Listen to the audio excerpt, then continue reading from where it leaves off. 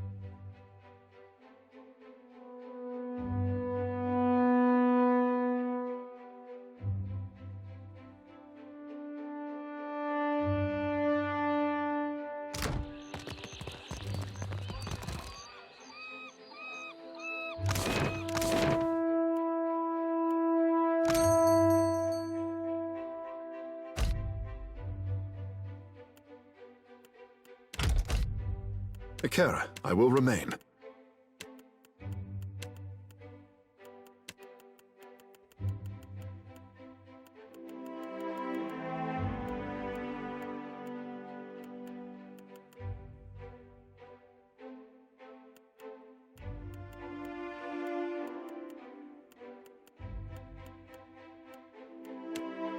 Hey there.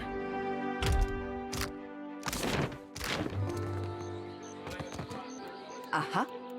Casita, I'm glad we have this chance to talk. I have not properly thanked you for taking me away from that place. Perhaps not, but I wish to do so all the same. That shop and my apprenticeship were like a diving bell, dragging me all the way to the bottom with barely enough air to survive. Arkemir was fond of tormenting me. If he had taught me anything of substance, I might even have endured his wretched company a while longer. In any case, now I am free to study the world, and it is because of you. So, now I will say it. Agrasima. Ah, what a question. Arkemir is elusive. That flamboyant house of his? It is all a performance, a mask that people will not think to peer beneath. I had a sneaking suspicion that he knows more about magic than the rest of the circle combined. Or maybe he is just an accomplished liar. I may never know the truth. It is a funny thing.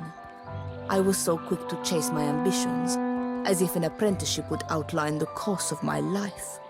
In the end, I was building a castle in the sand. The taller it rose, the harder the waves swept in to batter it down. Now I have no plan, and the uncertainty is a refreshing change. Right now, I desire nothing more than to enjoy my liberation.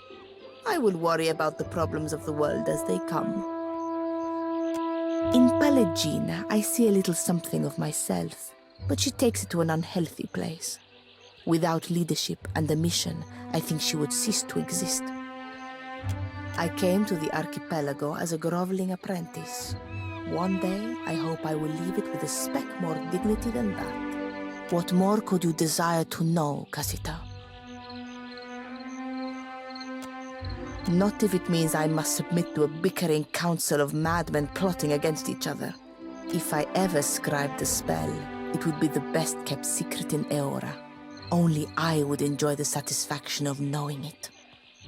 Fascina's mirthless laugh. Fascina's prickling pox. No, I have it. Fascina's withering glare. I like the sound of that. Being a part of the circle has its little perks, but also some headache-inducing responsibilities.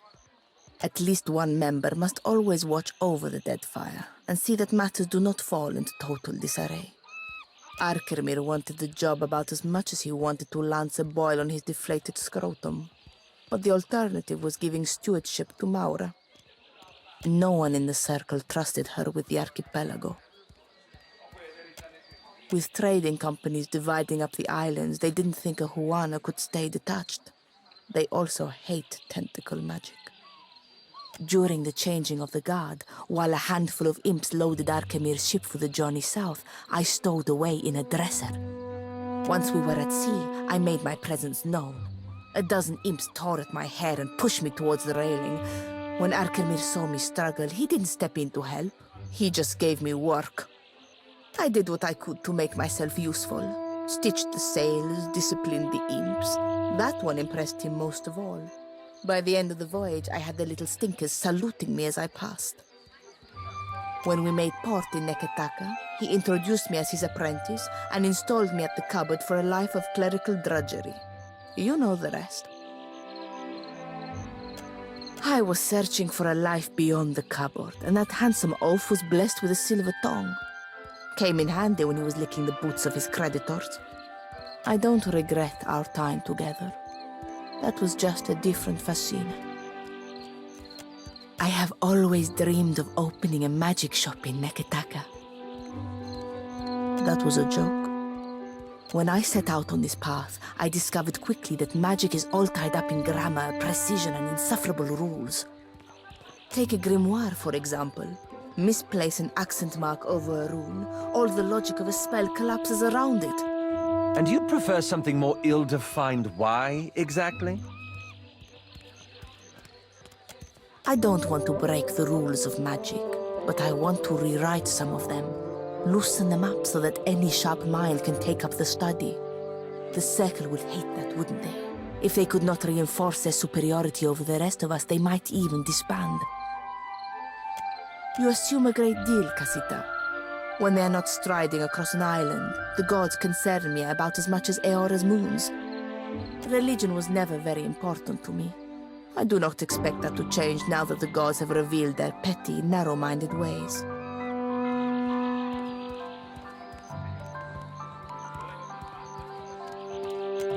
I heard a member of your crew whispering of this, but I am pleased to have it confirmed. Knowing this forbidden truth, does it change anything for you?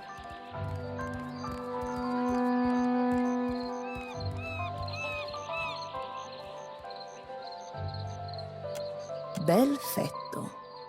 If the gods are not as legitimate as we once assumed, does this make them any less our gods? Does it make your Adra Colossus retrace his steps back to Kad Nua? As far as revelations go, this one is not very poignant for me.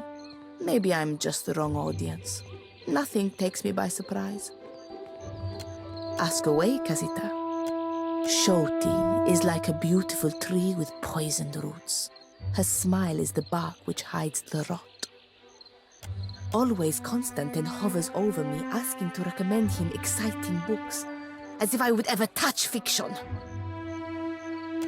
Your friend Aloth carries himself with confidence, but to me he seems like a small animal in search of shelter. Seraphin has a large heart, but he hides it under foul language. This is something I can understand. I do not hate Tekehu for his arrogance. I only hate that he deserves it. Keep an eye on Maya. I'll say no more than that. Your friend keep an eye on... In Pallegina, Seraphin has a Shoti, always constant. I do not hate Tekehu.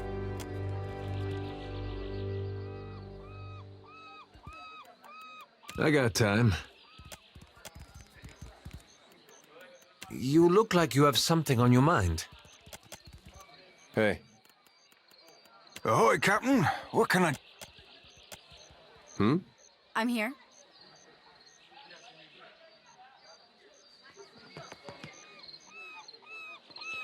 Ado. Ah, What do you need?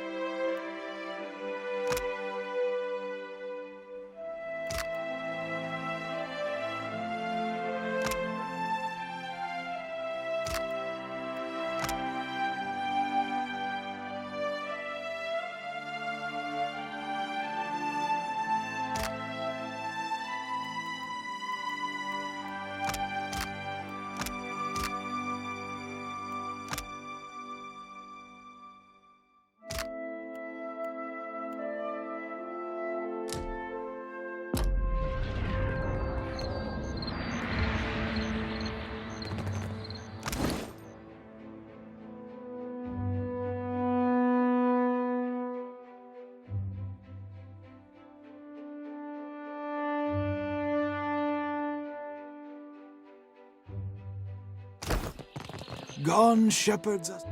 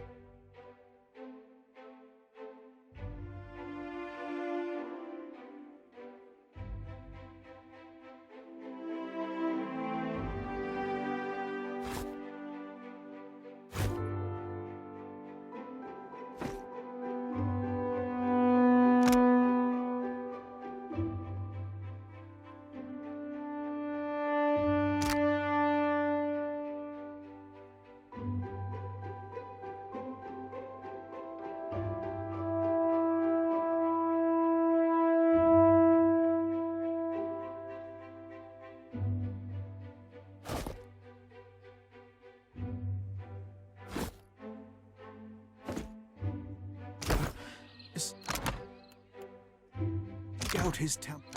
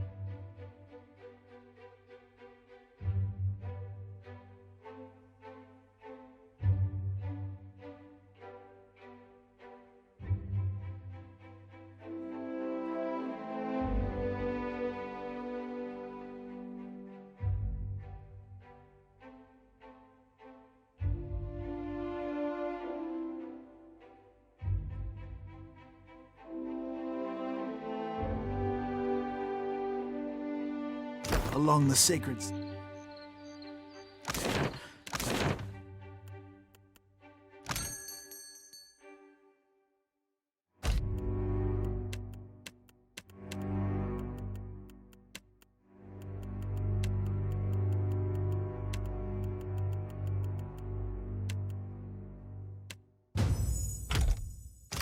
Path shall be made clear.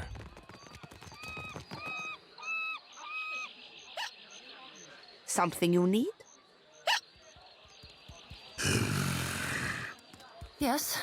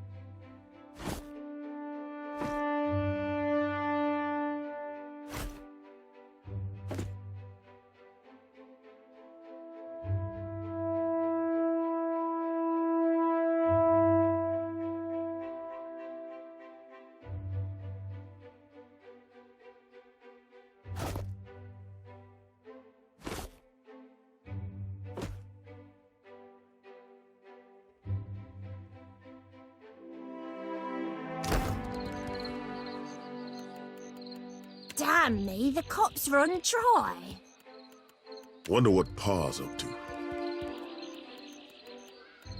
What do you want? None of your goddamn business. Nice of you to notice.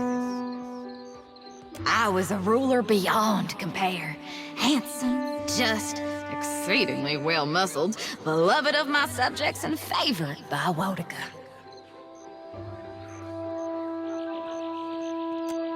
Excuse me? Sarcasm's my thing. Go find your own bit. In truth, I don't know who I was. So far as I can remember, I've always been a sword. Whatever memories I had of a time before, they're gone. None of your goddamn... I was a ruler beyond... Excuse me? In truth, a much better swordswoman than you, to start.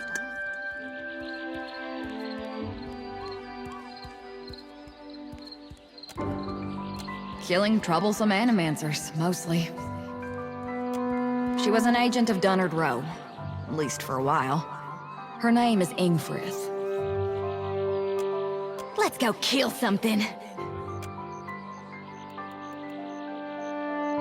Something you need? Let's get a move on. Captain. Or should I call you the Watcher of Cadnua? I confess that title. Something of a mouthful.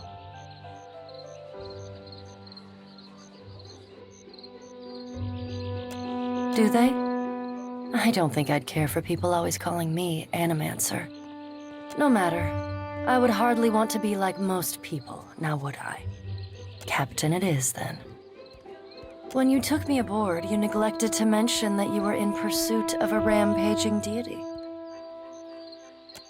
I appreciate the apology, but it's unnecessary. The Blue Colossus may be one of the defining events of the age. I count myself fortunate to bear witness to your investigation. Speaking of, let us return to it, yeah?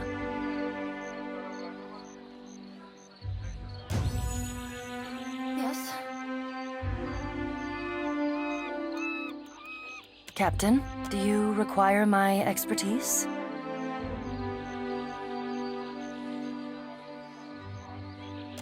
My condition? If by that you mean the results of my experiment upon the sea, I have no interest in discussing it at this time. Or likely ever. I appreciate that, but I assure you that I will not. My studies? I cannot promise a dissertation, but I'll happily discourse upon the broader strokes. You haven't read my work, then? As an apprentice, I focused on, and then helped discredit, the phrenological approach. At the time, it seemed more difficult than I thought it should be. Some of my colleagues had a vested interest in a model of the world that included an inherent hierarchy of kith. That some kith made more worthy receptacles for souls than others, based on the shape of their brow or the length of their ears, was apparently an idea too tantalizing to abandon. Afterwards, my interest turned to the theoretical, before shifting a few decades later to the study of parapsychological inertia. Close. Parapsychological inertia. The tendency for some souls to gravitate towards familiar locales or engage in behaviors exhibited from past lives. From there, I moved on to work in metamortality, the scientific study of souls over lifetimes and the cycle of reincarnation. Which brings us to the present.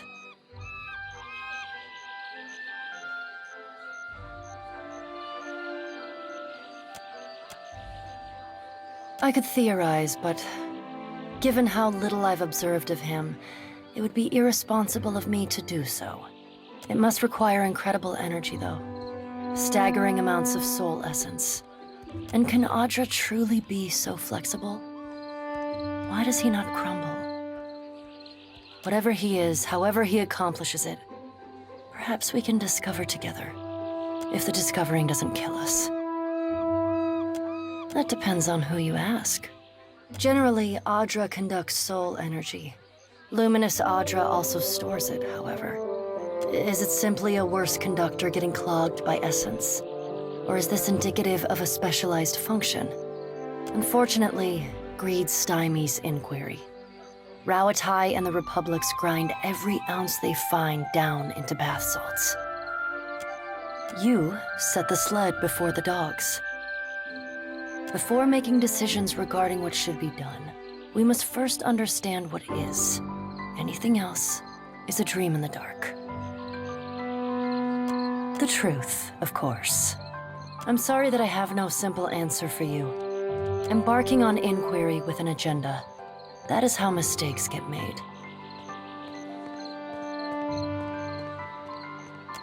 Not at all, but I admit them. The truth. I'm sorry that I'm embarking on inquiry with an agenda. Not at all. Of course, Captain, do you require my expertise? It was neither so random nor so strange a thing as your question would suggest.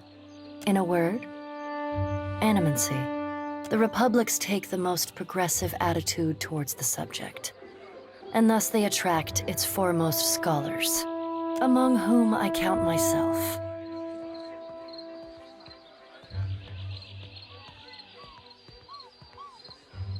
Increased tensions between the Republics and the Deerwood, for one. I had little interest having my experiments disrupted by some grudge-bearing bricklayer from Defiance Bay. I believe you had some hand in that. Mostly, though, my studies demanded more luminous Audra than I could afford to import. So I sought out the source. Very much so. Though I imagine you capable of finding someone much better suited to telling you of them.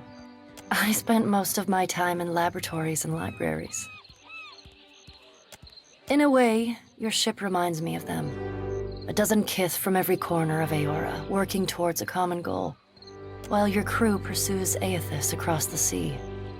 Ours pursue the future, each chasing our own dawn. I admit bias, but they are very likely the grandest in the world. Imagine great domes rising above your head, shelves along each wall stacked high with tomes, as if the building itself were built of bound pages. They were the true treasure of the Republics. The collected histories, dramas, and comedies of Old Valia.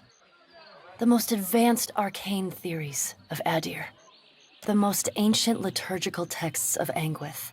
And the most advanced treatises on animancy.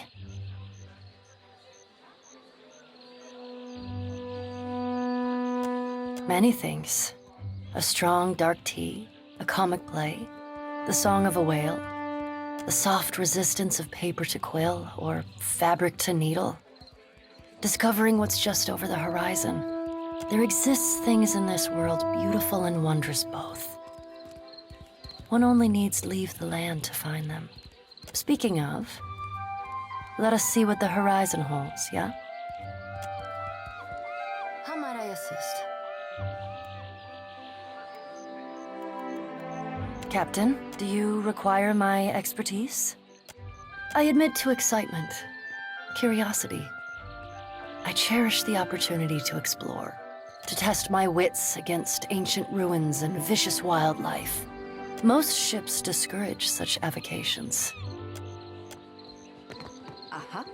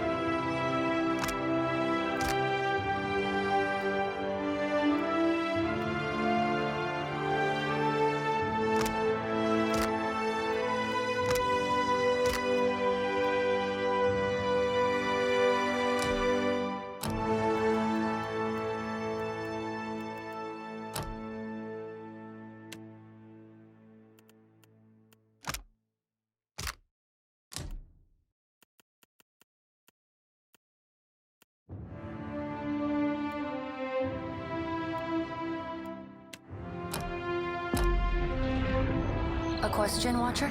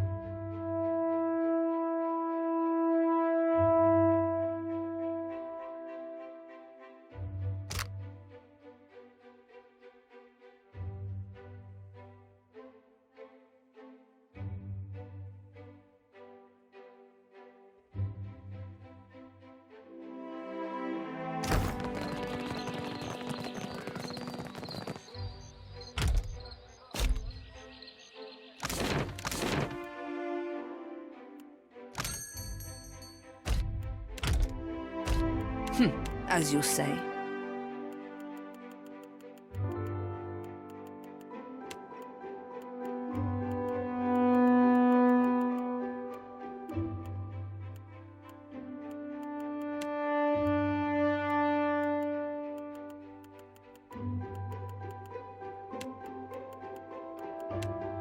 Permission to come aboard, Captain?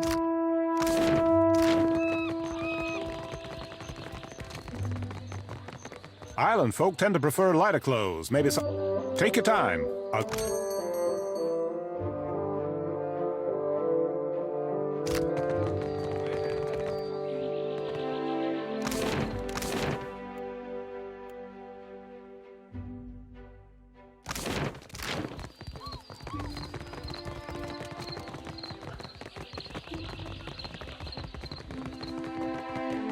Business comes and goes like...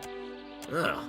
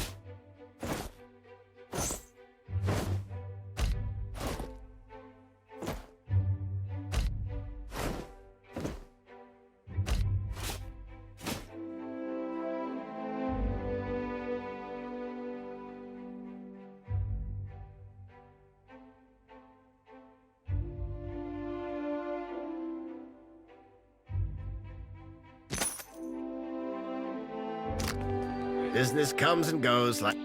Ugh.